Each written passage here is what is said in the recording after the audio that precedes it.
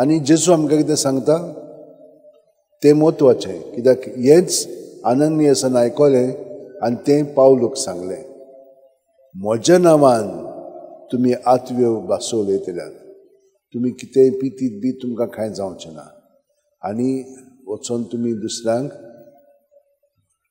बरी खबर सांगतल्यात, आनी बरी खबर म्हणजे जेजूच जावन आसा ती बरी खबर. तर म्हज्या भयणीनो आनी भावनो, आयज आमी पावलूचेंच जिवीत पळोवया.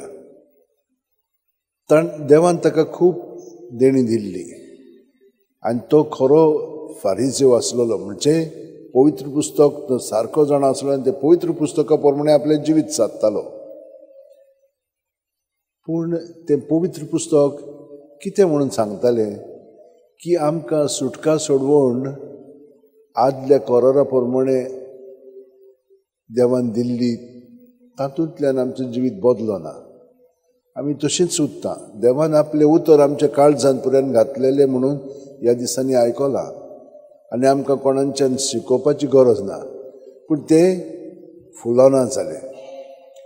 जेजूनूच येवन तें फुलयलेलें आसा.